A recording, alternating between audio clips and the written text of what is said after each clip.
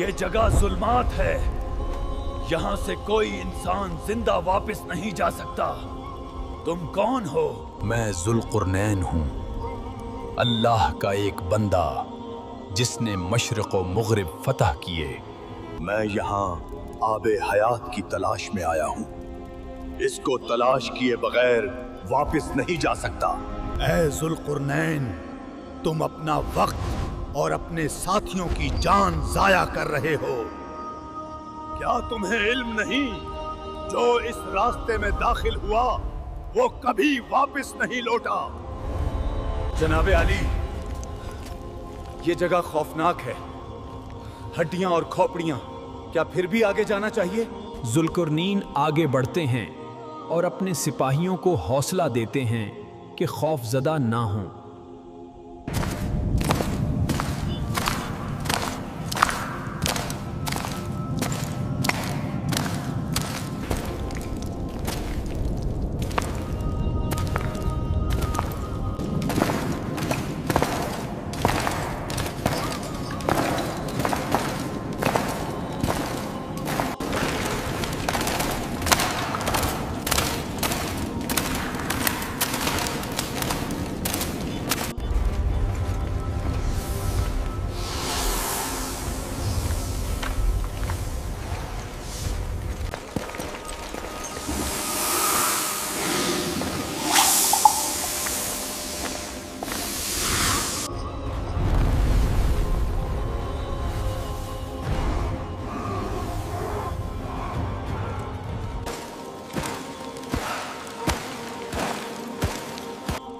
بادشاہ اور اس کے سپاہی آب حیات کی تلاش میں آگے بڑھتے رہے۔ آب حیات کی تلاش کا واقعہ تاریخی کتب میں کچھ یوں ملتا ہے۔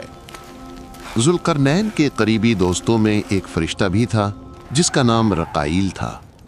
وہ کبھی کبھی ذوالقرنین کے پاس آتا، ان سے بات کرتا اور دونوں ایک دوسرے سے باہمی راز اور حکمت کی باتیں کرتے رہتے۔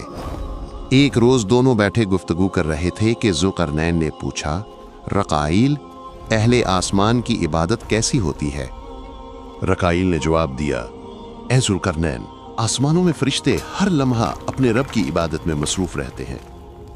جو فرشتہ قیام میں ہے وہ ہمیشہ قیام میں رہتا ہے، بیٹھتا نہیں۔ جو رکوع میں ہے وہ رکوع ہی میں رہتا ہے، سجدے میں نہیں جاتا۔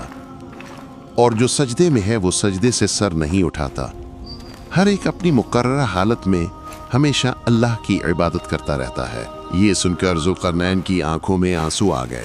وہ بولے، اے رقائیل، کاش میں بھی اتنا طویل عرصہ زندہ رہ پاؤں کہ اپنے پروردگار کی عبادت اس حد تک کر سکوں جو اس کا حق ہے۔ رقائیل نے کہا، اے ذوالقرنین، زمین میں خدا کا ایک چشمہ ہے جسے آب حیات کہا جاتا ہے۔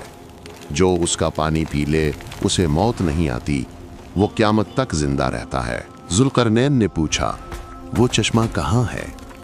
رقائیل نے جواب دیا، میں اس کی جگہ نہیں جانتا، مگر آسمانوں میں یہ بات سنی ہے کہ خدا نے زمین میں ایک انتہائی گہری اور بھیانک تاریکی پیدا کی ہے جسے نہ کبھی کسی انسان نے پار کیا اور نہ کسی جن نے۔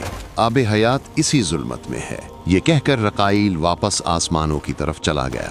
ذوالقرنین اس مبہم اطلاع پر غمگین ہوئے کہ نہ چشمے کی صحیح جگہ معلوم ہوئی اور نہ ظلمت کی پوری حقیقت۔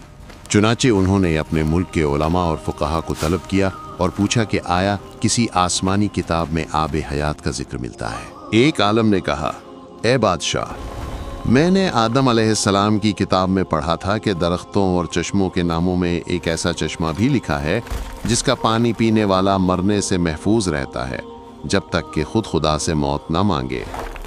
لیکن وہ چشمہ مشرق کی سمت واقع ایک عظیم تاریکی میں ہے۔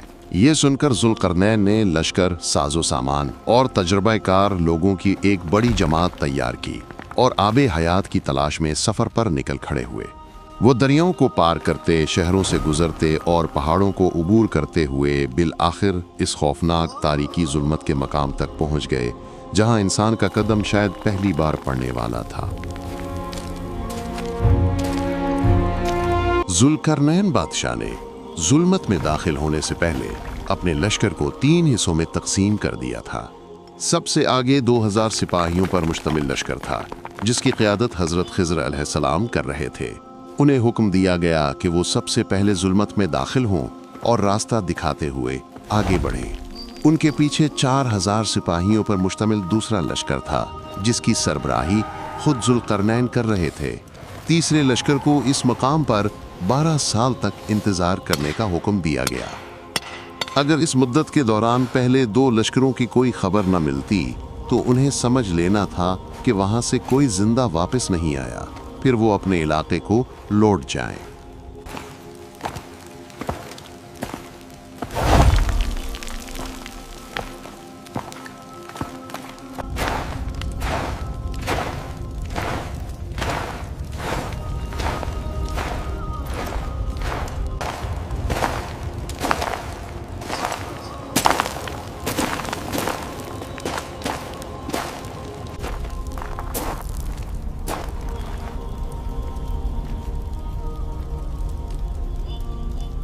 हम यहीं रुकेंगे, बादशाह का इंतजार करेंगे। मजीद आगे बढ़ना मुनासिब नहीं। जब बादशाह पहुंच जाएं, फिर आगे जाने का फैसला करेंगे। अभी सब आराम करें।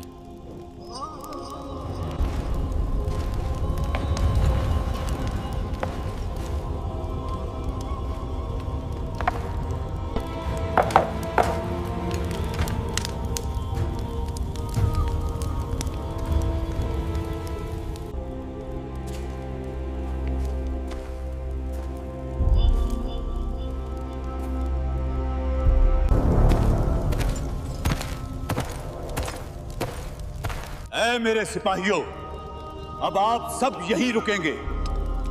आगे 2 खतरनाक रास्ते हैं। लगता है अब चश्मा करीब है। एक रास्ते से जनाब खैज़र, दूसरे रास्ते से मैं खुद तलाश करूंगा। यूं एक रास्ते से जनाब खिदर अलैहिस्सलाम आगे बढ़ने लगे और आबे हयात की तलाश शुरू कर दी, और दूसरे रास्ते बादशाह खुद अकेले आबे हयात की तलाश में आगे बढ़ने लगे।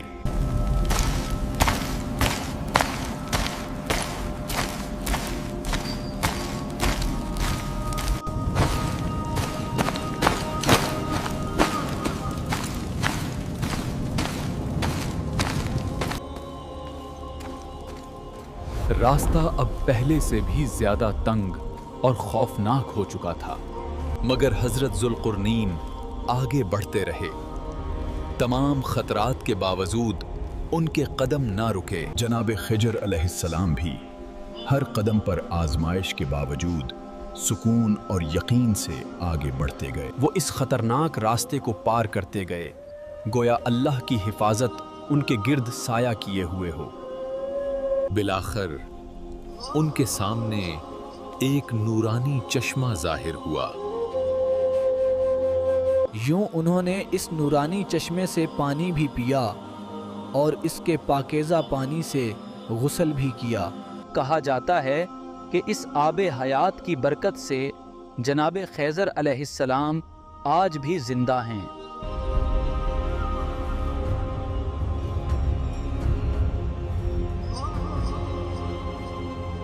हज़रत ज़ुल्क़ुरनैन जिस रास्ते से गुज़र रहे थे वो इंतहाई ख़तरनाक और वहाँ कोई चश्मा ना था, बस गहरा अंधेरा और जानलेवा खामोशी। मगर वो अपने रब पर भरोसा करते हुए आगे बढ़ रहे थे।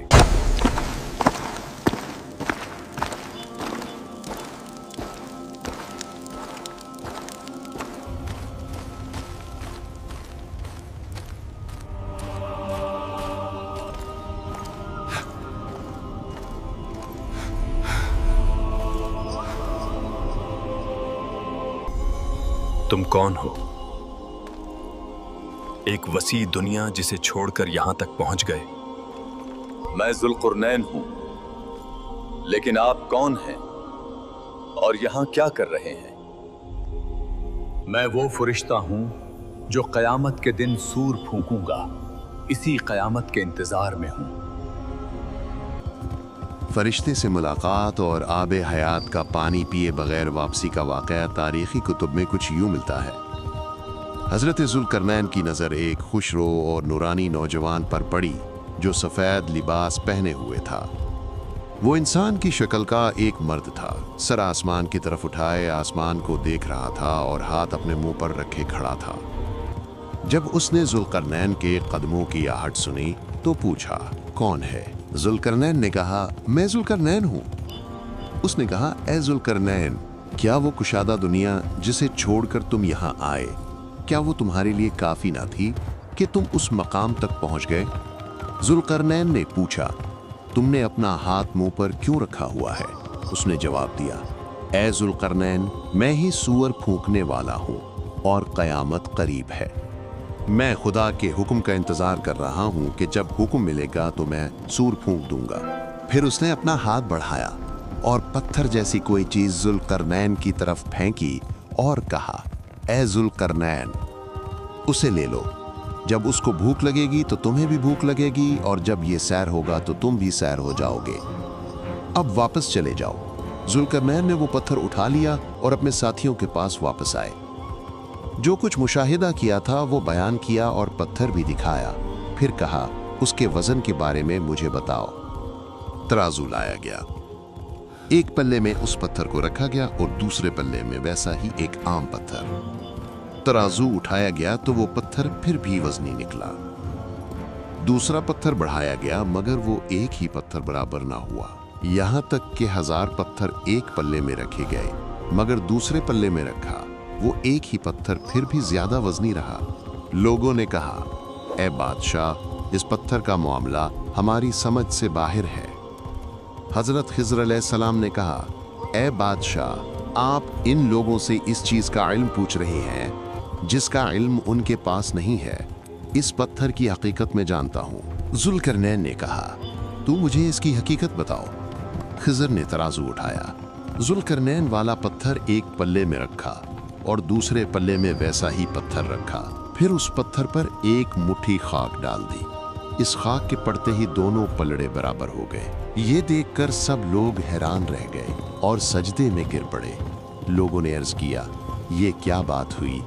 हमने 1000 पत्थर एक पल्ले में रखे मगर ये एक पत्थर फिर भी वजनी रहा और आपने इस पर सिर्फ एक मुट्ठी खाक डाली तो दोनों बराबर हो गए। जुल्करनैन ने कहा, ए खिज़र, इस पत्थर की हकीकत बयान करो। खिज़र ने कहा, ए बादशाह, साहिब सूअर ने यह पत्थर आपके लिए मिसाल के तौर पर दिया है। इसका मतलब यह है कि फर्जंदानी आदम की मिसाल भी इसी पत्थर जैसी है।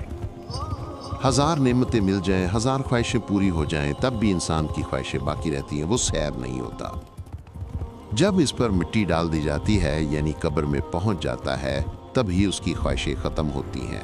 ए बादशाह, आपकी मिसाल भी ऐसी ही है। अल्लाह ने जो बादशाही आपको अता की वो जाहिर है मगर आप राजी न हुए और उस मकाम तक आ गए जहां इंसानों और जिन्नात में से कोई नहीं पहुंचा। इंसान की हालत यही है, सैर नहीं होता जब तक उस पर खाक न डाल दी जाए। ये सुनकर जुल्करनैन बहुत रोए और कहा, ए खिज़र, तुमने सच कहा, ये मिसाल मेरे ही लिए थी। जब मैं इस सफर से वापस जाऊंगा तो फिर किसी शहर की तरफ कस्त न करूंगा।